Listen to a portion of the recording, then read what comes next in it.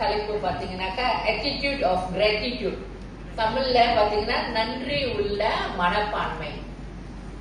So அது என்னன்னா, இன்னைக்கு ஆண்டவர் வந்து நம்ம லைஃப்ல நிறைய காரியம், நிறைய நபர்களை வைத்து கர்த்தர் நம்ம லைஃப்ல செஞ்சிருக்காரு. ஆனா இன்னைக்கு உள்ள ஒரு சம்பவம், பைபிள்ல உள்ள சம்பவம் தான் நம்ம பார்க்க போறோம். இது எப்படியாக அந்த நன்றி உள்ள மனப்பான்மை எப்படி அவங்க லைஃப்குள்ள ஆண்டவர் வந்து வச்சு இன்னொரு அடுத்த தலைமுறை ஆசீர்வதிச்சுன்னு நம்ம பார்ப்போம். வசனம் வந்து நீங்க எடுத்துக்கொள்ளுங்க. 2 சாமுவேல் 9வது அதிகாரம் வசனம் 1 to 13.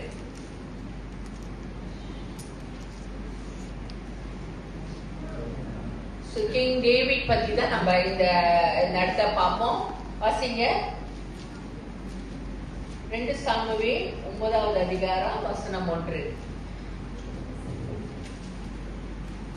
யோனாத்தான் நிமித்தம் என்னால் தயவு பெற்ற கடவன் எவனாவது சவுலின் வீட்டாரில் இன்னும் மீதியா இருக்கிறவன் உண்டா என்று தாவீது கேட்டான். ஓகே, இது வந்து நடுவுல இருந்து வரனால நீங்க யோசிப்பீங்க, ஏன் இத வந்து தாவீது கேட்கிறாரு? யோனாத்தான் நிமித்தம் என்னால் தயவு பெறத்தக்கவன் எவனாவது சவுலின் வீட்டாரில் இன்னும் மீதியா யாராச்சும் இருக்காங்களான்னு கேட்கிறாருன்னா, இப்ப இந்த கேள்வி வந்து ஒண்ணு கேட்கறாங்கன்னா கண்டிப்பா அதான் சப்ரீனா சொன்னாங்களே, இப்ப நம்ம ஒரு சென்டென்ஸ் ஒரு வசனம் படிக்கிறோம்னா டைரக்டா இத டைரக்டா நீங்க பாத்தீங்கன்னா உங்களுக்கே புரியாது. யார் சொன்னாரு, எதுக்காக சொன்னாரு, யாரு தாவீது, யாரு ஜோனத்தான் அப்படின்னு யோசிப்பீங்க. அதுக்கு முன்னுள்ள காரியம் சொன்னாதான் இதனாலதான் சொன்னாங்களா அப்படின்னு வரும். சோ இந்த இடத்துல நீங்க பாத்தீங்கன்னா தாவீது வந்து கேட்கிறாரு. தாவீது இந்த டைம் அவருக்கு கிங் டேவிட் வந்து இந்த நேரத்துல சிங்காசனத்துக்கு வந்துட்டாரு, ராஜாவா ஆயிட்டாரு. ஆனா இவரு ராஜாவா ஆகுறதுக்கு முன்னுக்கு யாரு ராஜாவா இருந்தா? சவுல் வந்து ராஜாவா இருந்தாரு. சோ சவுல் ராஜாவா இருக்கும்போது ஏற்கனவே தாவீத வந்து கோலியாத்த வந்து அடிச்சார்ல, அடிக்கும் போது அதுக்கு பிறகு தாவீத வந்து சாமுவேல் தீர்க்கதரிசி அவரு இஸ்ரவேலுக்கு ராஜாவா வருவாருன்னு அபிஷேகம் பண்ணிட்டாரு. உடனே ஆயிட்டாங்களா சொல்லுங்க? இமீடியட்டா ஆகல. அதெல்லாம் பெற்றுட்டு திருப்பி எங்க போயிட்டாரு? ஆடு மேய்க்க தான் போனாரு. இன்னைக்கு சில நேரத்துல நம்மளுக்கு தீர்க்க தரிசன வார்த்தையும் அப்படிதான் இன்னைக்கு வரும். இன்னைக்கு திடீர்னு ஆண்டவர் உங்க வாழ்க்கையில ஒரு வார்த்தை சொல்லியிருப்பாரு. ஆனா என்னடா சொல்லி 1 மாசம் ஆச்சு, இன்னும் எதுவுமே நடக்கல, சொல்லி 2 மாசம் ஆச்சு அப்படின்னு இல்ல. ஒரு சில வேலையில சில வருடங்கள் கூட பிடிக்கும் அந்த தீர்க்க தரிசன வார்த்தை உங்க வாழ்க்கையில நிறைவேற. அதே போலதான் தாவீது வாழ்க்கையிலும் அவர் பாட்டுக்கு போயிட்டாரு மறுபடியும் ஷப்பட்டா. சோ அப்ப இந்த இடத்துல நீங்க பாத்தீங்கன்னா அவர் வந்த பிறகு நீங்க பாத்தீங்கன்னா அந்த சவுல் வந்து தாவீதை கொலை பண்ணணும், தாவீதுக்கு வந்து திட்டம் போட்டு தாவீதை ஏதாச்சும் செய்யணும்ட்டு பிளான் பண்ணிக்கிட்டே இருப்பாரு. அந்த நேரத்துலதான் ஜோனத்தான் நீங்க பாத்தீங்கன்னா, ஜோனத்தன் வந்து சவுலோடைய பையன். ஜோனத்தனும் கிங் டேவிட்டும் சரியான குட் ஃப்ரெண்ட். எப்படின்னா ஆத்மா பிணைப்பு உள்ள ஃப்ரெண்ட்ஸ், சோல் டைப் ஃப்ரெண்ட் சொல்றாங்களே, ரொம்ப ஒரு க்ளோஸான ஃப்ரெண்டு டேவிடும் ஜோனத்தனும். ஆனா இங்க அப்பா வந்து யாரு? தாவீத வந்து கொலை பண்ணணும், தாவீத இல்லாம பண்ணணும். தாவீது வந்து சவுல் வந்து தாவீது வந்து அவருக்கு போட்டியாவே பார்த்தாரு. அப்ப இங்க வந்து ஜோனத்தன் வந்து இங்க சவுல் என்னெல்லாம் திட்டம் போடுறாரோ, என்னெல்லாம் பிளான் பண்றாரோ, ஏன்னா ஜோனத்தன் அவங்க பையனால எல்லாமே தெரியும். அப்ப இவர் என்ன பண்ணுவாரு, தாவீத வந்து மறைமுகமா சந்திப்பாரு. ஒரு எங்கேயாச்சும் இந்த இடத்துக்கு வான்னு சொல்லி, ஏன்னா தெரியும் இப்ப சவுல் வந்து ஜோனத்தனை பார்த்தாருன்னா, நீ போய் தாவீத சந்திக்கிறியா, நம்ம போட்ட பிளான்லாம் நீ வந்து அவன்கிட்ட சொல்றியா அப்படின்னு வரும்போது, சவுல் வந்து அவன் சொந்த பையனா இருந்தாலும் சரி ஜோனத்தனை சாவடிக்க கூட வாய்ப்பு இருக்கு. அப்படி இருந்தாலும் கூட ஜோனத்தன் டேவிட்டோட இருந்த அந்த ஃப்ரெண்ட்ஷிப்புக்கு வந்து உண்மையா இருந்தார். அப்பாவே, ஏன்னா அவருக்கு தெரியும் அப்பா செய்யறது தவறு, அப்பா வந்து தாவீத கொலை செய்ய பாக்குறாருன்னு. ஆனா தாவீதும் ஜோனத்தனுடைய உறவு பாத்தீங்கன்னா ரொம்ப க்ளோஸ் ஆனது, ரொம்ப உண்மையானது. அதனால அவர் மறைஞ்சு போய் இருந்தாலும் அழகா போய் சொல்லுவாரு, இங்க போவாத, இங்க இரு, எங்க அப்பா உனக்கு இப்படி பிளான் பண்றாரு அப்படின்னு தாவீத பல முறை காப்பாத்தி இருக்கிறாரு ஜோனத்தன். சோ அப்ப ஜோனத்தன் வந்து தாவீதுக்கு வந்து ரொம்ப ட்ரூத்ஃபுல்லா இருந்தாரு, ரொம்ப உண்மையா. இந்த இடத்துல நீங்க பாத்தீங்கன்னா அவ்வளவு உண்மையா இருக்கணும்னு அவசியம் இல்லை. ஏன்னா என்ன இருந்தாலும் ஒரு பையனா இருந்தா யாருக்கு உண்மையா இருப்பாங்க? ஃப்ரெண்டுக்கு இருப்பாங்க, அப்பாவுக்கு இருப்பாங்க.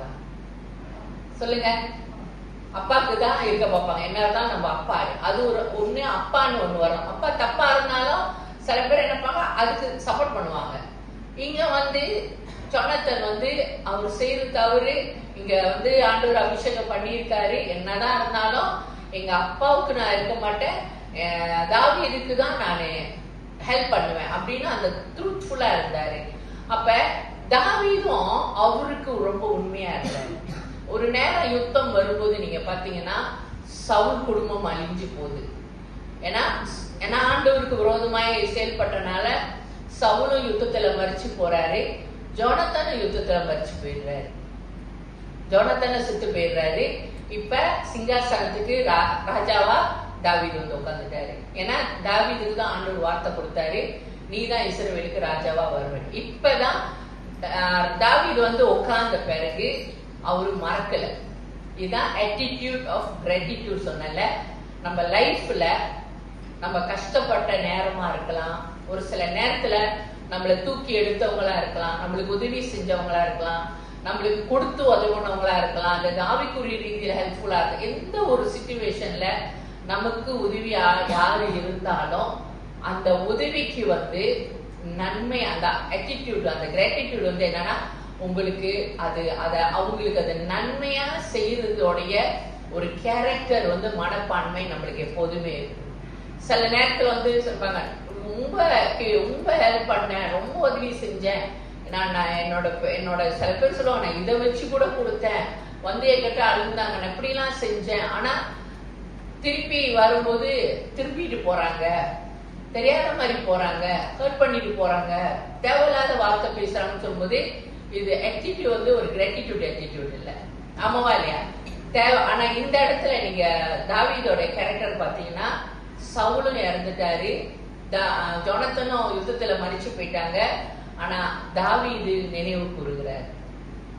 தாவீது சிங்காசனத்துல உட்கார்ந்துகிட்டு இப்ப யோசிக்கிறார், ஜோனத்தன் என் இருதயத்துல ஒரு குட் ஃப்ரெண்ட்ஸ், என்ன நிறைய முறை என்னை காப்பாத்தி இருக்கிறான். இன்னைக்கு யாராவது இருக்காங்களா இந்த குடும்பத்துல நான் என்னோட நன்மையை காட்ட ஹெல்ப் பண்ணேன், ஏன்னா அவன் எனக்கு உண்மையா இருந்தான் அப்படின்னு. தொடர்ந்து வாசிங்க. அப்பொழுது 2வது வருஷம். அப்பொழுது சவுலின் வீட்டு வேலைக்காரனாகிய சீபா எனும் பேருள்ளனை தாவீதினிடத்தில் அழைத்து வந்தார்கள். ராஜா அவனை பார்த்து, நீதானா சீபா என்று கேட்டான். அவன் அப்படியே தான் என்றான். அப்படியே தான் இல்ல. ஓகே, இது சவுலுக்கு வேலையாளா இருந்தான் அவன், சீபா என்றவன். அப்ப அந்த யுத்தம் வந்தப்ப எல்லாம் மறிச்சு போகும்போது சவுல் செத்துட்டாரு, ஜோனத்தனும் செத்தோன இந்த ஜோனத்தனுக்கு ஒரு பையன் இருந்தான், சின்ன பையனா இருந்தான். அப்ப இந்த சீபா என்றவர் என்னன்னாக்கா, அந்த பிள்ளைகளை சில நேரத்துல நீங்க ராஜா படம்லாம் பாத்தீங்கன்னா சண்டை, அந்த ஒருத்தவங்க யுத்தம் பண்ணி ஜெயிக்கிறாங்கன்னா என்ன பண்ணுவாங்க, அந்த குடும்பத்தில் உள்ளவங்களை எல்லாத்தையுமே அழிச்சு போட்டுருவாங்க, கை குழந்தையா இருந்தாலும் சாவடிச்சிருவாங்க. ஏன் சொல்லுங்க? அது ஒரு நாள் பெருசாகி பிறகு அந்த ராஜரீகத்துக்கு எடுக்கிறதுக்கு யுத்தம் பண்ண வரும்னு சொல்லித்தான் அதுல இருக்கிற எல்லா வேரையும் அழிச்சிடுவாங்க. அப்ப புது ராஜா புது சந்ததி வரும். ஆனா அதே போலதான் இங்க வரும்போது சவுலும் செத்துட்டாங்க, ஜோனத்தனும். அப்ப இங்க ஜோனத்தனுக்கு கைப்பிள்ளை ஒண்ணு பிள்ளை வருதுச்சு. அப்ப இந்த சீபா என்றவர் என்ன பண்றாரு, காப்பாத்துறாரு பையனை. காப்பாத்தும் போதுதான் ஓடுறாங்க. ஓடி போய் எங்கேயாச்சும் அந்த இடத்துலயே இருக்காம வேற எங்கேயாவது போய் இருந்து குழந்தைய காப்பாத்தணும் அப்படின்னு சொல்லிட்டு ஒர்க்கர் அவரு, அந்த சவுலோடுக்கு வேலைக்காரரா இருந்தவரு.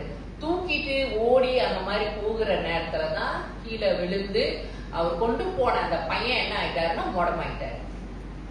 மோசிபோத்தேன்ற ஒரு பையன் ஜோனத்தனுடைய பையன், அவர் முடமா இருப்பாரு. ஆனா இந்த சீபான்றவர் தான் ஒரு கிராமத்துல கண்காணாத, அப்படின்னா ராஜ பரம்பரை அப்படின்னு தெரியாத ஒரு இடத்துல கொண்டு போய் யாருக்குமே தெரியாம வளர்க்குறாங்க. இல்ல யாராவது கண்டுபிடிச்சு, ஓ இது ஜோனத்தனோட பையன், இது சவுலோட பேரன் அப்படின்னு ராஜாக்கு செய்தி போனா கொலை செய்ய வாய்ப்பு இருக்கு.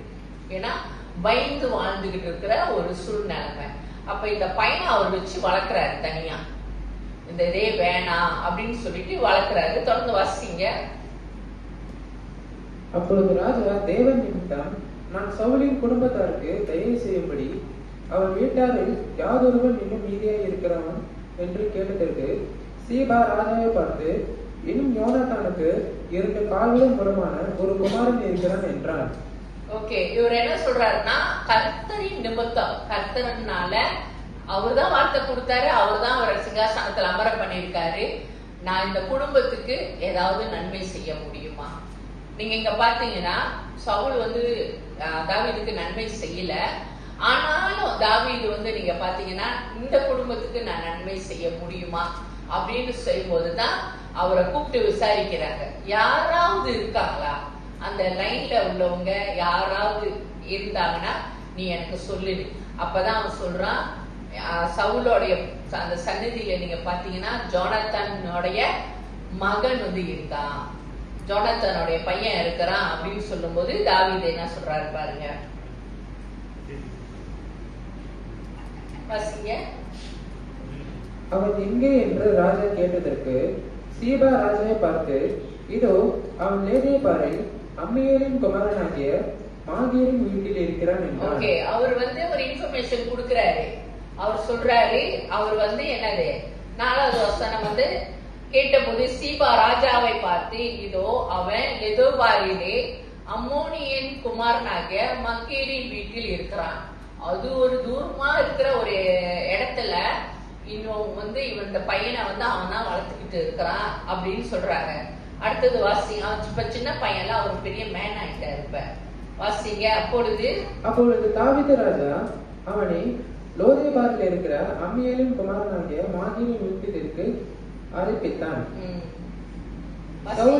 சவுலின் குமாரனாகிய யோனாத்தானின் மகன் மேவிபோசேத் தாவீதின் இடத்தில் வந்தபோது முகம் குப்புற விழுந்து வணங்கினான். அப்பொழுது தாவீது மேவிபோசேத்தை என்றான். அவன் இதோ அடியேன் என்றான். ஓகே, அவரை போய் கூட்டிட்டு வந்துட்டாங்க. அந்த மூசி போய் வந்து அந்த இடத்துல இருந்து கொண்டு வராங்க. ஆனா அவர் வந்து நிச்சயமா சந்தோஷமா வந்திருக்க மாட்டாரு, பயத்தோட தான் வந்திருப்பாரு. ராஜா கண்டுபிடிச்சிட்டாரா என்ன, அவரு பார்க்க கூட, அடுத்த ராஜா வந்து பார்க்க கூடாது, தெரியக்கூடாதுன்னு தான் அந்த வேலை செய்யறவங்க கொண்டு போய் ஒளி வச்சு வளர்த்தாங்க. அந்த வேணாம், நம்மளுக்கு நீ உயிரா இருந்து வாழ்ந்தா சரி அப்படின்னு. ஆனா தாவீது கண்டுபிடிச்சிட்டாரு, நீ கொண்டு அந்த பையனை அப்படின்னு. சோ மேவிபோசேத் வந்து ரொம்ப பயந்துதான் வராரு. என்னையும் கொலை பண்ணி போட்டுருவாங்களா, என்னையும் சாவடிச்சிருவாங்களா அப்படின்னு. சோ ஆனா தாவீது கிட்ட வரும் பொழுதுதான், அடுத்த ஸ்லைட் காட்டுங்க. சோ தாவீது கிட்ட வரும் பொழுதுதான் தாவீது கிட்ட வந்து சொல்றாரு, நீதான் அந்த மேவிபோசேத்தான்னு கேட்கும் போதுதான் ஆமா அப்படின்னு அடியேன் இருக்கிறேன் அப்படின்னு சொல்றாரு. சோ அந்த இடத்துல நீங்க பாத்தீங்கன்னா அவங்க எல்லாமே இழந்துட்டாங்க. இவங்களுக்கு எந்த ஒரு ப்ராப்பர்ட்டியோ ஒண்ணுமே இல்லை. ஆரம்பத்துல சவுல் ராஜாவா இருக்கும்போது நிலங்கள் இருந்துச்சு, அவங்களுக்கு வயல்கள் எல்லாமே நிறைய சொத்துக்கள்லாம் வச்சுக்கிட்டு தான் சவுல் இருந்தாரு. ஆனா எப்ப யுத்தம் வந்து சவுல் இறந்து ஜோனத்தன் இறந்தாங்களோ எல்லாமே புது ராஜ்யம் எடுத்துக்கிட்டாங்க, புதுசா வந்தவங்க எல்லாம் எடுத்துக்கிட்டாங்க. இவங்களுக்குன்னு ஒண்ணும் இல்ல, எல்லாமே இழந்து ஒரு ஏரியா ஒண்ணும் இல்லாம தான் இவர் வந்து முடமா இன்னொரு ஊர்ல கிராமத்துல யாருக்குமே தெரியாம வளர்ந்துகிட்டு இருந்தாரு.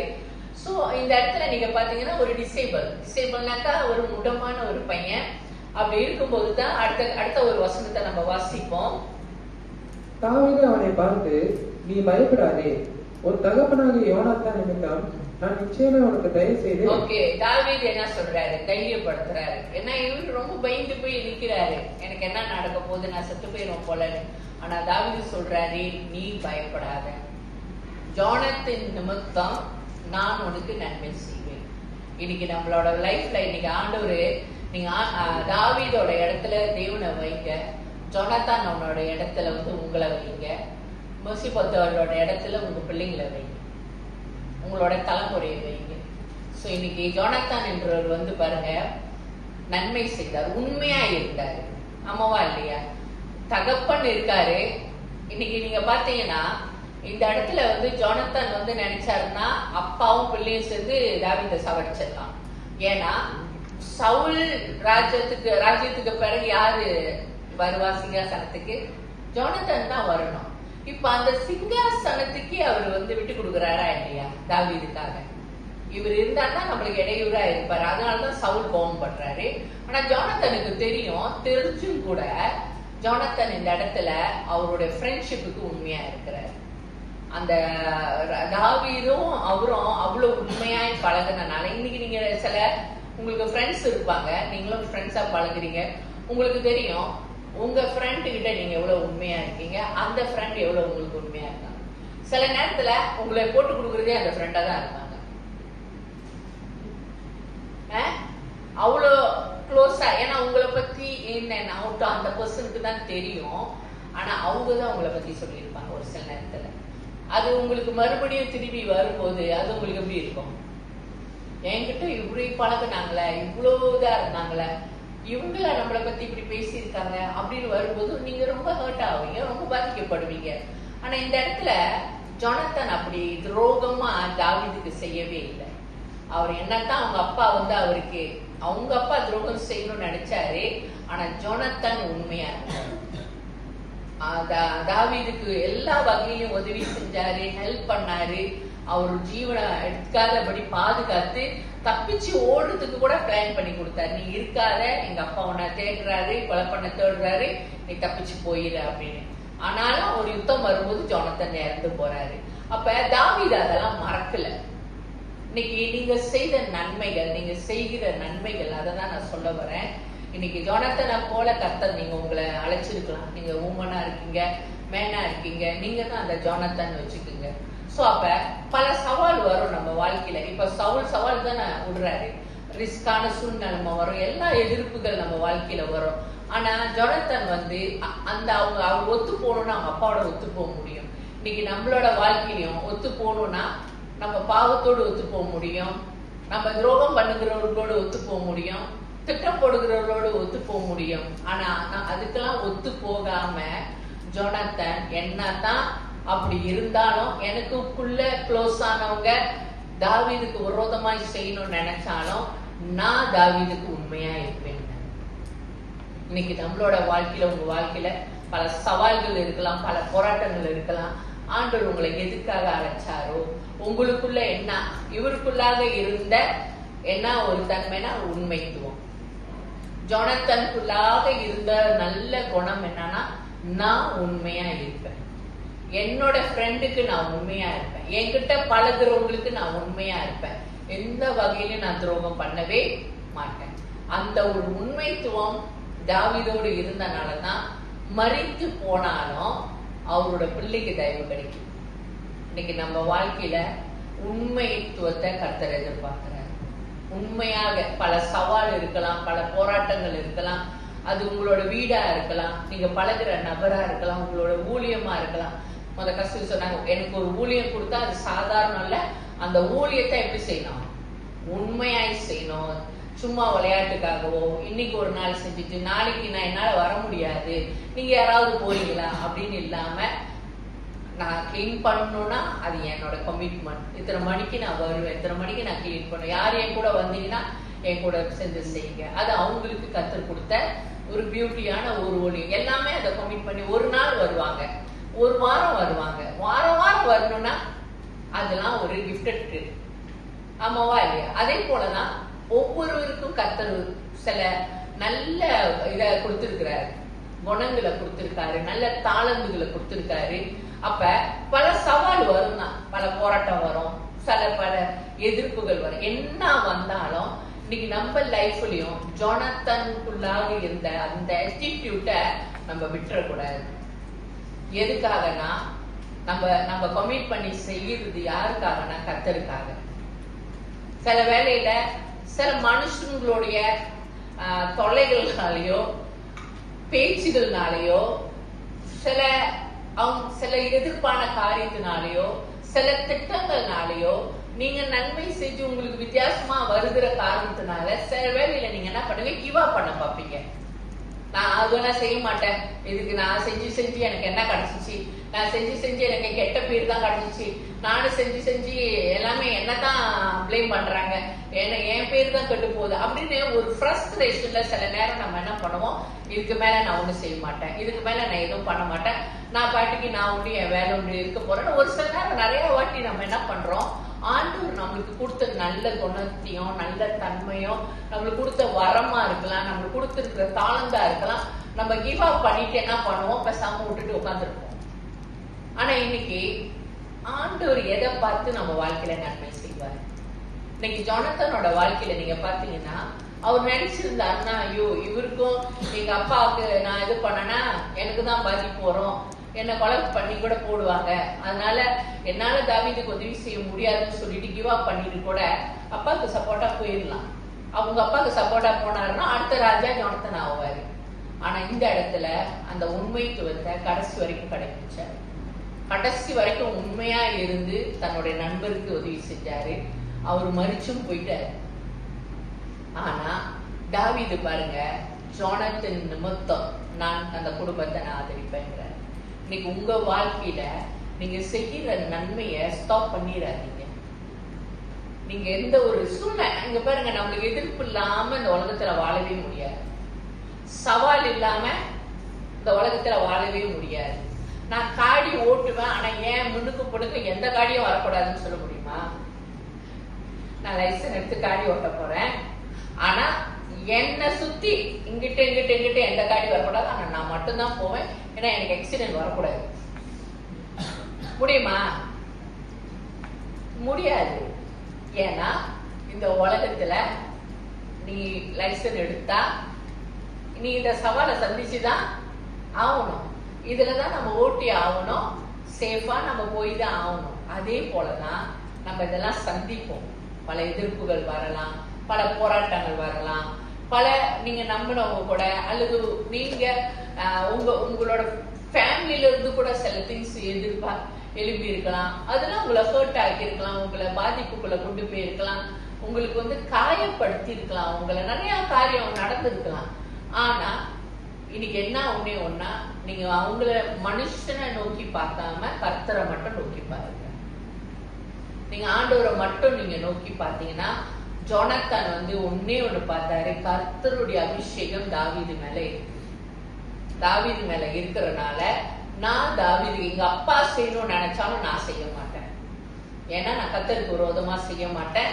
கர்த்தர் அபிஷேகம் பண்ணப்பட்ட பர்சன் மேலையும் நான் அவரோட ஜீவனை எடுக்கிறதுக்கு எங்களுக்கு எந்த அதிகாரமும் இல்லைன்னு அவர் கடைசி வரைக்கும் உண்மையா இருந்தார். இன்னைக்கு உங்களோட லைஃப்லயும் நீங்க என்ன செஞ்சுக்கிட்டு இருக்கீங்களோ, என்ன ஊழியம் செய்யறீங்களா, இல்ல ஆண்டவர் உங்கள்கிட்ட என்ன நல்ல குணத்தை கொடுத்திருக்காரு. ஒரு சிலர்கிட்ட இருக்கிற நல்ல குணம் இன்னொரு நபர்கிட்ட இருக்காது, அது அவங்க கிட்ட வேற தன்மை இருக்கும்.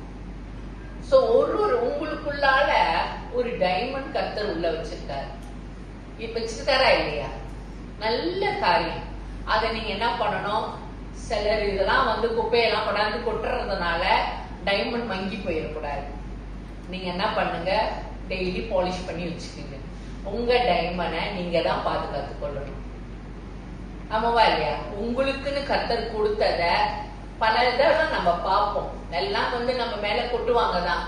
வார்த்தையா இருக்கும், ஹர்ட்டிங்கா இருக்கும், காயமா இருக்கும், இல்ல நம்மள குற்ற சாட்டுறது மாதிரி இருக்கும், எல்லாமே இருக்கும் தான். இந்த சவால்லாம் நம்ம சந்திக்கும் போது இதெல்லாம் என்ன பண்ணுதுன்னா, உங்களுக்குள்ள இருக்கிற நல்ல தன்மை என்ன பண்ண மங்கி போக வாய்ப்பு இருக்கு. ஆனா நீங்க எனக்கு என்னதான் நடந்தாலும், என்னை சுத்தி எப்படிதான் நடந்தாலும், நான் எனக்குன்னு கர்த்தர் கொடுத்த காரியத்தை நான் விட்டு கொடுக்க மாட்டேன். அத தொடர்ந்து செய்வேன், எல்லா சூழ்நிலையிலும் செய்வேன், உண்மையாய் செய்வேன் அப்படின்னு நீங்க செஞ்சீங்கன்னா, ஜோனத்தானுடைய பிள்ளைக்கு கிடைத்த தயவு கிருபை உங்க பிள்ளைகளுக்கு கர்த்தர் கொடுப்பாரு. இன்னைக்கு ஆண்டவர் பார்த்து செய்ய போறேன் அப்படின்னா எதை பார்த்து செய்வார்? நம்மள பார்த்து செய்ய போறாருன்னா, ஜோனத்தான் பார்த்தா தாவீது எதை பார்த்து ஜோனத்தானோட பிள்ளைக்கு உதவி செய்யறாருன்னா, அவன் எனக்கு உண்மையா இருந்தான், அவன் என் ஜீவனை காப்பாத்தினான், அப்பாவை பகைச்சுக்கிட்டு கூட எனக்கு உண்மையா இருந்தனால அவன் குடும்பத்தை நான் விட மாட்டேன். இன்னைக்கு ஒரு மனுஷனா இருக்கிற தாவீதுக்கு அந்த இருதயம் இருக்குன்னா, நம்ம ஆண்டவருக்கு எப்படிப்பட்ட இருதயம் இருக்கும்? ஆண்டவர் நம்ம பிள்ளைகளை விட்டுருவாரா? இன்னைக்கு ஒரு தாயா இருக்குமா தகப்பனமா இருக்கிறதுனால ஆண்டவரோட ராஜ்யத்துக்கு நன்மையான காரியத்தை தொடர்ந்து செய்யணும். ஆண்டவரோட ஆலயமா இருக்கலாம், ஆண்டவரோட ஊழியமா இருக்கலாம், அது கொடுக்கிற காரியமா இருக்கா, இல்ல எதுவா இருந்தாலும் சரி, உங்களுடைய ஜோனத்தன் வந்து ஒரு ரிஸ்கான நேரத்துல கூட உண்மையா இருந்தாரு. இன்னைக்கு நம்மளுக்கு ரிஸ்கா இருக்கலாம், ஹர்ட்டா இருக்கலாம், காயமா இருக்கலாம், எதுவா இருந்தாலும் சரி, நம்ம ஒண்ணுதான், எல்லா சூழ்நிலையிலும் ஆண்டவரே எனக்கு கொடுத்த காரியத்துல நான் உண்மையா இருக்கேன், எனக்கு உதவி செய்யுங்க. அப்ப ஜோனத்தனுடைய பிள்ளைக்கு இவ்வளவு பெரிய நன்மைய தேவன் கொடுக்கிறார். எங்க வில்லேஜ்ல காணா போய் இருந்த ஜோனத்தனை கண்டுபிடிக்கிறாங்களா இல்லையா? பையனை. இன்னைக்கு நீங்க நினைக்கலாம், நான் இல்லன்னா என் பிள்ளை யார் காப்பாத்துவா, திடீர்னு எனக்கு என்னாச்சும் ஆச்சுன்னா என் பிள்ளைக்கு யார் உதவி செய்வா, என் பிள்ளைக்கு என்ன பண்ணுவாங்க, என் பிள்ளை அனாதை ஆயிருமா, என் பிள்ளைய நான் இருக்கிறது போல என் பிள்ளைய யார் நடத்த முடியும்னு கண்டிப்பா தாய் தகப்பனுடைய தவிப்பு இருக்குமா இல்லையா? ஆனா ஒன்னே ஒண்ணு, அப்படிப்பட்ட ஒரு சூழ்நிலை வந்தா உங்க ஆத்மாவை கர்த்தர்ல பலப்படுத்துவாரு. காரணம், நீங்க தேவ ராஜ்யத்துல கர்த்தருக்குன்னு உங்களுடைய உண்மைத்துவத்துல நீங்க இருந்தீங்கன்னா அதுக்கு பிறகு யார்கிட்ட கோவம் பண்ணிக்குவா? ஆண்டவர்கிட்ட கோவம் பண்ணிக்குவாரு. நீங்க கூட செஞ்சு முடிக்க முடியாதத உங்க பிள்ளைகளுக்கு கர்த்தரே செய்வாரு. அவர் தகப்பனா இருந்து எடுத்து செய்வாரு. அடுத்தது நம்ம பார்ப்போம், வாசிங்க. உன் தகப்பனாகிய சவுலின் நிலங்களை எல்லாம் உனக்கு திரும்ப கொடுப்பேன். நீ பந்தையில் அமர்ந்து நித்தம் நித்தம் அப்பம் புசிப்பாய். அடுத்த ஸ்லைடு இருக்காங்க. ஓகே, வாசிங்க. அவர் என்ன சொல்றாருன்னா, தாவீது பயப்படாத சொல்லிட்டு நான் உனக்கு உதவி செய்வேன். அப்ப அவர் சொல்றாரு, ஆனால் 7வது வசனத்தை வாசிங்க. தாவீது அவனை பார்த்து, நீ பயப்படாதே, உன் தகப்பனாகிய யோனத்தான் நிமித்தம் நான் நிச்சயமே உனக்கு தயவு செய்து உன் தகப்பனாகிய சவுலின் நிலங்களை எல்லாம் உனக்கு திரும்ப கொடுப்பேன். நீ பந்தியில் நித்தம் அப்பம் புசிப்பாய். ஓகே, நான் உனக்கு எல்லாத்தையுமே ரிட்டர்ன் பண்ணிடுவேன்றாரு. திரும்பி உங்களோட சொத்துக்கள் எல்லாத்தையும் உனக்கே நாங்க எல்லாத்தையும் கொடுத்துட்றேன், நீங்க ஒன்னும் கவலைப்படாத, பயப்படாத. ஒவ்வொரு நாளும் என்னோட பந்தியில என் கூட நீ உட்கார்ந்து சாப்பிடுவேன்ற. எவ்வளவு பெரிய கிருபை! ஒரு ராஜாவோடு கூட அவருடைய பந்தியில அந்த மொடமா, நார்மலி வந்து அரசம் அந்த இதுல வந்து மொடமா இருக்கிறவங்களை வந்து தனியா தான் ஒதுக்கி இருப்பாங்க. இந்த மொடம், இந்த கண் பார்வை உள்ளவங்கலாம் அவங்களாம் இன்னொரு கேட்டகரி. சோ ராஜாவுடைய பேலஸ்குள்ளயும் ராஜாவுடைய பந்தியில வந்து மொடமா இருக்கிறவர்களை கொண்டு வர மாட்டாங்க.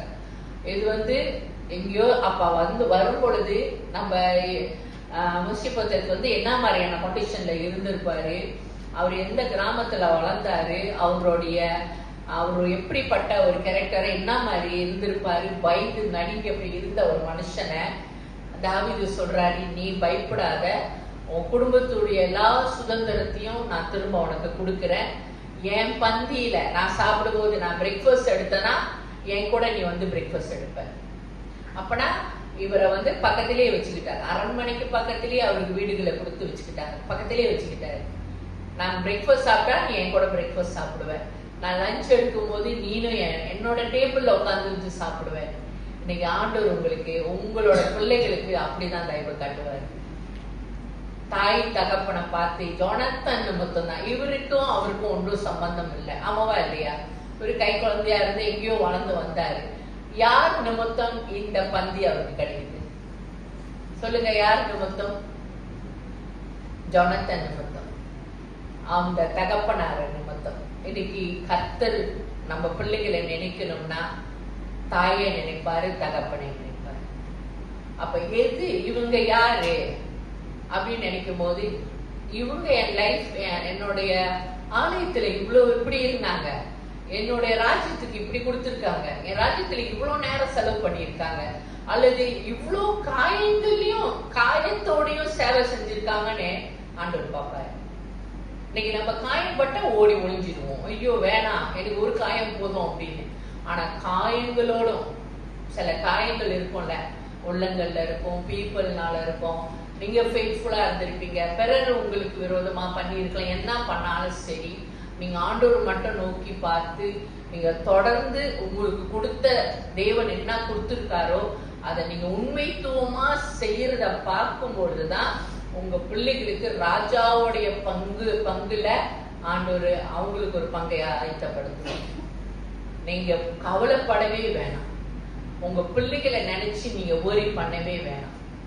நீங்க ஐயோ காசு சேர்த்து வைக்கலையே, என் பிள்ளைக்கு இது இல்லையே, எனக்கு என்ன ஆச்சுன்னா நான் என்ன பண்ண போறேன், நீங்க தவிக்கவே வேணாம். உங்களை விட மேல உங்க பிள்ளைகளை கர்த்தர் பார்த்துக்குவார்.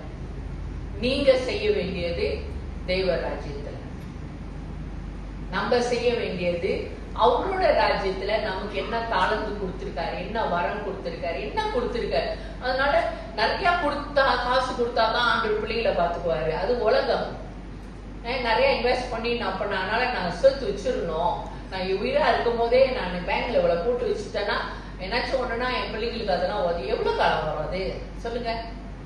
ஒரு 5 வருஷம் வருமா? ஒரு 10 வருஷம் வருமா? அதுக்கு பிறகு யார் கொடுப்பா? பேங்க்கார கொடுப்பானா? நம்ம ஆண்டவர் நித்தியமா கொடுக்கிறவரா இருக்காரு.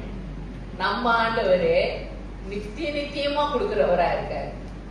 அப்ப கொண்டாந்து ஏன் பந்தியில நீ இருப்பேன்னு சொல்றாரு. அடுத்த வசனத்தை வாசிங்க. அப்பொழுது அவன் வணங்கி, செத்த நாயை போல் இருக்கிற என்னை நீர் நோக்கி பார்க்கிறதற்கு உமது அடியான் எம்மாத்திரம். அவர் தன்னை எப்படி என்ன பாக்குறாரு?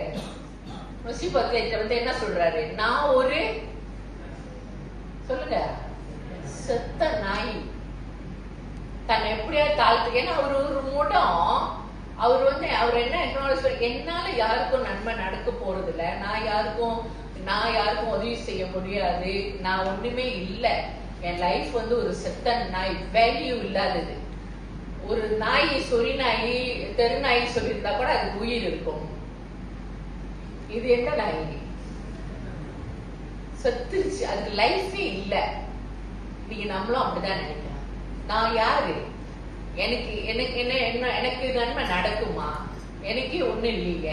நான் ஒரு மத்தவங்க மத்தியில ஒரு வேல்யூ இல்லாம இருக்கிறேன்னு எனக்கு எதுவுமே நீங்க நிறைய பேர் வந்து இந்த பட்டம் பெற்றவங்க எல்லாம், ஒரு சிலர் இந்த ஸ்கூல் போய் சில பேருக்கு நிறைய படிக்காதவங்க, அந்த மாதிரி உள்ளவங்களை நீங்க பார்க்கும்போது இன்னைக்கு அது அவங்களுக்கு எவ்வளவு கௌரவிக்கிற மாதிரியான ஒரு கிராஜுவேஷன். அதெல்லாம் அவங்க யோசிச்சு கூட பார்த்திருக்க மாட்டாங்க. என் லைஃப்ல இதெல்லாம் நடக்குமா? நானா படிக்க முடியுமா? அதெல்லாம் முடிச்சு போன காரியம். 1ஆம் போர்ட முடிச்சேன், 2ஆம் போர்ட முடிச்சேன், 6ஆம் கூட எத்தனை பேர் தாண்டினாங்கன்னு தெரியல. ஆனா ஆண்டவரோட பந்தியில ஆண்டவர் நினைவு கூர்ந்து, உங்க நன்மைகளை நினைவு கூர்ந்து, அவர் உங்களை கனப்படுத்தி, நீங்க நினைச்சிருப்பீங்க நான் செத்த நாயின்னு. ஆண்டு சொல்றாரு, பரவாயில்ல செத்த நாய் தான், நீ வா, உன்னை நல்ல நாயா மாத்துற அப்படின்ட்டு அவர் பாருங்க அதை உயிர்ப்பிக்கிறார். யார் செய்வானா? கர்த்தரோட சமூகத்துலதான் இது நடக்கும். ராஜாவோட சமூகத்துலதான் உங்களுக்கு கனம் கிடைக்கும். உலகத்துல கிடைக்கவே கிடைக்காது. உலகத்துல செத்த நாயை கொண்டு போய் புதைச்சிருவாங்க. ஆனா ஆண்டவர் இவர் சொல்றாரு, நான் ஒரு செத்த நாயின்னு ராஜா கிட்ட சொல்றாரு. அந்த செத்த நாய்க்கு என்ன சொல்றாரு? நீ ஏன் கூட பந்தி இருக்கிறார். இதான் நம்ப ஆண்டவர். பரவாயில்ல, ஒண்ணுமே இல்லையா, படிப்பு இல்லையா, உனக்கு வருமானம் இல்லையா, உனக்குன்னு வீடு இல்லையா, உனக்குன்னு எதிர்காலம் அப்படி ஒண்ணு இல்லைன்னு நினைக்கிறியா, நீ தான் எனக்கு வேணும், உன்னை நான் எப்படி மாத்துறேன் பாரு. இதுதான் கர்த்தர். இன்னைக்கு சுத்தி உள்ளவங்க எல்லாம் இவரை எப்படி பார்த்திருப்பாங்க? இவனா இந்த நொண்டியா, இவனுக்கு அந்த வாழ்க்கை, இவனா இது அரண்மனைக்கு போயிட்டான், இவனா தாவீது கூட உட்கார்ந்து சாப்பிடுறான். ஒரு நாள் அடையாளம் இல்லாம அட்ரஸ் இல்லாம கிடந்தாரு. இன்னைக்கு ஆண்டவர் பேலஸ்ல வாழ வைக்கிறார். இன்னைக்கு அதே போலதான் நீங்க நினைக்கலாம், எனக்கே அட்ரஸ் இல்லை, எனக்கு ஒண்ணும் இல்லை, எனக்கு அடையாளம் இல்லை, நான் என்ன பண்ண முடியும், நானே இப்படின்னா என் பிள்ளைங்க என்ன ஆகுது அப்படின்னு நீங்க ரொம்ப வருத்தப்படலாம், வேதனைப்படலாம். ஆனா ஒண்ணுமே செய்ய வேணாம். கர்த்தருக்கு உண்மையா மட்டும் கர்த்தருக்கு உண்மையா இருந்து, உங்களுக்கு கொடுத்த அந்த குணம் ஒண்ணு இருக்கு தெரியுமா, உங்களுக்குன்னு ஒரு தன்மை இருக்கு தெரியுமா, அதை விட்டு கொடுத்துறாதீங்க. எந்த சூழ்நிலை வந்தாலும் அதுல புடிச்சுக்கொள்ளு. அதுதான் அவரை காப்பாத்துச்சு. ஜோனத்தனுக்கு இருந்த ஒரே தன்மை, தன் நண்பருக்கு நான் உண்மையா இருப்பேன், என்கிட்ட பழகிறவர்கிட்ட நான் உண்மையா இருக்கேன், அபிஷேகம் பண்ணப்பட்ட தாவீதுக்கு நான் உண்மையா இருக்கேன். அந்த கணத்தை கொடுத்ததுனாலதான் இன்னைக்கு ஜோனத்தனே இல்லாட்டினாலும் பிள்ளைகள் பராமரிக்கப்படுகிறார்கள். அவன் சொல்றான், நான் ஒரு செத்த நாய். அவன் வந்து செத்த நாய் இல்ல தெரியுமா, அவன் ராஜ பரம்பரை. இவரு ராஜ பரம்பரை தானே. சவுல் வந்து ஒரு ராஜா, ஜோனத்தன் அவருக்கு பையன், இவரு வந்து பேர வந்து பேலஸ்ல வளர வேண்டியவரு, இவரும் ராஜா தான் அடுத்த கட்டம். ஆனா அவரு என்னமாயிட்டாரு, செத்த நாய், அடையாளம் இல்லாதது. இன்னைக்கு அடையாளம் இல்லாதவர்களுக்கு கர்த்தர் அடையாளத்தை கொடுக்கிறவரா இருக்காரு. எனக்கு அடையாளம் இல்ல, எனக்கு ஒண்ணும் இல்ல அப்படின்னு நீங்க நினைச்சீங்கன்னா உங்களுக்கு கர்த்தர் ஒரு அடையாளத்தை வச்சு. யாரு நிமித்தம்? ஜோனத்தன் நிமித்தம். நீங்க தான் அந்த ஜோனத்தன். பெண்ணா இருந்தா ஜோனத்திஸ். நீங்க யாரு சொல்லுங்க. ஐயோ, ஜோனத்தன்னா ஆண் தானா? நான் யாரு? நீ ஜோனத்திஸ், நீ பெண்ணு.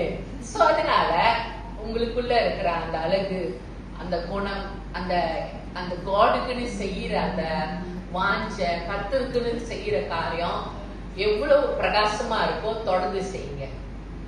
தொடர்ந்து கர்த்தருக்குன்னு செய்யுங்க. சவால் வரும், என்ன அழுத்தம் என்ன வேணும் வரும், ஆளுக்கு பேசுறாங்க, எது சொன்னாலும் சரி, உங்களுக்குள்ள உள்ள நன்மையை மட்டும் விட்டு கொடுக்காம தொடர்ந்து செய்யுங்க.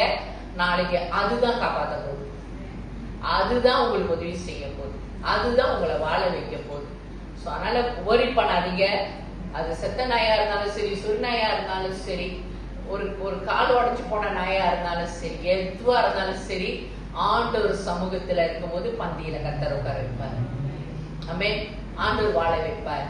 தொடர்ந்து வாசிங்க. ராஜா சவுலின் வேலைக்காரனாகிய சீபாவை அழைப்பித்து அவனை நோக்கி, சவுலுக்கு அவன் வீட்டார் எல்லோருக்கும் இருந்த யாவையும் உன் எஜமானுடைய குமாரனுக்கும் கொடுத்தேன். ஆகையால் நீ உன் குமாரரையும் உன் வேலைக்காரரையும் கூட்டிக் கொண்டு உன் எஜமானுடைய குமாரன் புசிக்க அப்பா உண்டாயிருக்கும்படி அந்த நிலத்தை பயிரிட்டு அதன் பலனை சேர்ப்பாயாக. உன் எஜமானுடைய குமாரன் மேய்போசேத் நிமித்தம் என் பந்தியிலே அப்பம் புசிப்பான் என்றான். சீபாவுக்கு 15 குமாரரும் 20 வேலைக்காரரும் இருந்தார்கள். இப்ப சீபா வந்து இவருக்கு ஒரு வேலைக்காரா மாதிரி இவர்கிட்ட பொறுப்பு கொடுக்கிறாரு. உன்னோட எஜமானுடைய பையனை அவனுக்கு வேண்டிய எல்லா சலுகை, நிலம், பயிரிட்டு அவரோட குடும்பம் எல்லாம் வாழுறதுக்கு நீ எல்லாத்தையும் ஒரு சூப்பர்வைசரா இருந்து கவனிச்சுக்கன்னு அவருக்கு இவருக்கு செத்த நாயின்னு சொன்னவருக்கு இவருக்கு ஒரு வேலை ஆளே இருக்கிறாருன்னா பாத்துக்கீங்க. கொடுத்து நீ உங்களுக்கு எல்லாம் பார்த்து இவருக்கு இதெல்லாம் செஞ்சு கொடுக்கணும்ட்டு ஒரு ஆள்கிட்ட பொறுப்பை ஒப்படைக்கிறாரு. இன்னைக்கு யாரும் இல்ல, நான் ஒரு அநாத மாதிரி இருக்கேன், எனக்கு ஒண்ணும் இல்லைன்னு நினைச்சாலும் ஆண்டவர் உங்களுக்காக துணையாளர்களை அனுப்புவார், உங்களுக்காக உதவியாளர்களை அனுப்புவார். சோ உங்களுக்காக பரிந்து பேசுறதுக்கு கர்த்தர் ஆட்கள் அனுப்புவார். இன்னைக்கு நம்ம ஆண்டவர் சமூகத்துல இன்னைக்கு நம்ம இதுல என்ன ஒண்ணுனா கிராட்டிடியூட்டா இருக்க கற்றுக்கொள்ளும். கிராட்டிடியூட்னா நன்றி உள்ளவர்களா இருக்க கற்றுக்கொள்ளும். சின்ன காரியம் உங்களுக்கு செஞ்சிருந்தா கூட மூஞ்ச திருப்பிக்கிட்டு போவாம அந்த நன்றி உள்ளத்தை காட்ட கற்றுக்கொள்ள வேண்டும். ஆமாவா இல்லையா? இன்னைக்கு பாக்குற மனுஷன்ட்ட அந்த நன்றி உணர்வை காட்டலன்னா பார்க்காத தேவன்ட்ட நம்ம எப்படி காட்டிடுவோம்? ஆமாவா இல்லையா? சோ அதனால எந்த வகையில உதவி செஞ்சிருந்தாலும் சரி, கர்த்தர ஆண்டவரோட சமூகத்திலையும் சரி, அது மனுஷனா இருந்தாலும் சரி, உங்களை நம்பி உங்களுக்கு ஒரு ஆள் எதையும் கொடுத்திருந்தாலும் சரி, அந்த அவங்கள காயப்படுத்தாதபடி நம்ம பார்த்துக்கொள்ளும். ஆமாவா இல்லையா? ஏன்னா அவங்க அந்த இதை கொடுத்தவங்க அவங்க என்ன மாதிரியான சிச்சுவேஷன்ல இருந்து தியாகமா கூட உங்களுக்கு உதவி செஞ்சிருக்கலாம். அந்த காலகட்டத்துல ஒரு சில வேலையில அந்த அப்படி டெடிகேட்டடா வந்து செஞ்சதை வந்து அலட்சியம் பண்ணிட்டோ இல்ல அந்த கிராட்டிடியூட் இல்லாம நன்றி உணர்வு இல்லாம போகும்போது நம்ம அவங்கள ஹர்ட் ஆக்குறோம். அப்ப அதுதான் நம்ம ஆண்டவர் சமூகத்திலையும் செய்யணும். இதுதான் அங்கேயும் வரும். அப்ப எதை பார்த்து கர்த்தர் நமக்கும் நம்ம பிள்ளைங்களுக்கும் உதவி செய்வார். அவர் நம்மளுக்கு பார்க்கும்போது எங்கேயாவது உன்னை பார்க்கணுமே நம்ம லைஃப்ல. ஜோனத்தன் நிமித்தம்னு சொல்லும் போது ஜோனத்தனுக்குன்னு இருந்த நல்ல குணம் உண்மை உள்ள குணம். தன் நண்பனுக்கு உண்மையா இருந்தார், அபிஷேகப்பட்ட ஊழியக்காரருக்கு உண்மையா இருந்தார். அது நிமித்தம் நான் ஆசீர்வதிக்க போறேன்னு அந்த மனுஷன் எல்லா நிலங்களையும் எடுத்து கொடுத்து ஒரு ஆசீர்வாதம். இன்னைக்கு நம்ம லைஃப் ஆண்டவர்கிட்ட ஒப்பு கொடுப்போம். ஆண்டவர் நம்மள ஒரு ஜோனத்தானா நம்மள அழைச்சிருக்கிறார். உங்களுக்கு இருக்கிற அந்த நல்ல குணத்தை இழந்துடாம தொடர்ந்து அதை நம்ம கத்தருக்காக செய்யணும். இது எனக்கு கொடுத்த கிஃப்ட், அதை நான் செய்வேன். இது என்னோட சேவை, இது என் ஊழியம், இது எனக்கு கத்தர் கொடுத்தது அப்படின்னு சொல்லும் பொழுது அதை நல்லா செய்யுங்க. அது நிமித்தம் பிள்ளைங்களும் ஆசீர்வதிக்கப்படுவாங்க. அது நிமித்தம் உங்க ஊழியமும் ஆசீர்வதிக்கப்படும். உங்களுடைய வேலை இடத்துலயும் கத்தர் உயர்ந்த ஸ்தானத்தை கத்தர் கொடுப்பார். எழுப்பி நின்று ஒரு ஜபத்துக்குள்ள வருவோம், ஒப்பு கொடுப்போமாக. இன்னைக்கு அந்த கிராட்டிடியூட இன்னைக்கு நிறைய பேரோட வாழ்க்கையில நம்ம காண முடியல. அவங்க வாழ்க்கையில வளர்ந்து வந்த விதங்கள், அந்த நாட்கள்ல தேவன் அவங்க வாழ்க்கையில பயன்படுத்தின நபர்கள், இப்படி எல்லாம் நம்ம பார்க்கும்போது அந்த கிராட்டிடியூட் இந்த உலகத்துல இழந்து போய் கொண்டு இருக்கிறாங்க. அதனாலதான் சிலர் பல சவாலை சந்திக்கிறாங்க, பல சூழ்நிலைக்குள்ள கடந்து போறாங்க. இன்னைக்கு நம்ம வாழ்க்கையில ஆண்டவரே நான் அப்படி ஒரு ஆளா ஆயிராதபடி, ஆண்டவரே நான் ஒரு நன்றி உள்ளவளா நான் நடந்து கொள்ள எனக்கு உதவி செய்யுங்க. நல்ல ஆட்டிடியூட் எங்களுக்குள்ளாக இருக்கணும். அது தாய் தகப்பன்டையா இருந்தாலும் சரி, உங்களுக்கு படித்து கொடுத்த ஸ்கூல் டீச்சரா இருந்தாலும் சரி, அல்லது எந்த இடமா இருந்தாலும், உங்களுக்கு நல்ல வேலை கொடுத்து உங்களுக்கு ஒரு நல்ல பாஸா இருந்தாலும் சரி, அவங்க உங்களுக்கு செய்த நன்மைகளா இருக்கலாம். எங்கேயா இருந்தாலும் நீங்க அந்த உண்மையாய் நடந்து கொள்ளும் பொழுதுதான் கர்த்தர் உங்களுடைய அடுத்த தலைமுறை ஆசீர்வதிக்கிறவரா இருக்கிறார். பிதாவே, இந்த நாளுக்காக நன்றி. இந்த நாள்ல கூட உங்களுடைய ஜீவனுள்ள வார்த்தைகளை தைரியப்படுத்தி பலப்படுத்தி ஆண்டவரே நீர் விரும்புகிற குணாதிசயத்தை குறித்து பேசுனதுக்காக நன்றி. ஆண்டவரே, ஜோனத்தான் எப்படி தாவீதுக்கு உண்மை உள்ளவரா இருந்தது, தன் ஜீவனை கூட பணைய வச்சு உண்மையா இருந்தார். ஆண்டவரே, அப்படியாக எங்களோட வாழ்க்கையிலும் ஆண்டவரே அந்த குணம், எந்த குணத்தை எங்க வாழ்க்கையில நீர் கொடுத்திருக்கிறீரோ அந்த நல்ல குணத்தோடைய தன்மையை எந்த சூழ்நிலைமையில நான் இழந்து போயிடாதபடி அதை பாதுகாத்து கொள்ள எங்களுக்கு உதவி செய்ய. காரணம், அதுதான் என் தலைமுறையை ஆசீர்வதிக்க போகுது, அதுதான் என் தலைமுறைய வாழ வைக்க போகுது ஆண்டவரே. அதனால பிசாசானவன் எந்த வகையிலும் என்கிட்ட இருந்து பறித்து கொள்ளாதபடி ஆண்டவரே நான் உண்மையாய் ஓட எனக்கு உதவி செய்யும்படியாக கூட இயேசுவின் நாமத்தில் நான் ஜெபிக்கிறேன் நல்ல பிதாவே, ஆமென். சபையார் யாவரும் கரங்களை உயர்த்தி சொல்லுவோமாக. என் ஆத்துமாவே கர்த்தரை ஸ்தோத்திரி, என் முழு உள்ளமே அவருடைய பரிசுத்த நாமத்தை ஸ்தோத்திரி. என் ஆத்துமாவே கர்த்தரை ஸ்தோத்திரி, கர்த்தர் செய்த சகல உபகாரங்களையும் மறவாதே. ஆமென்.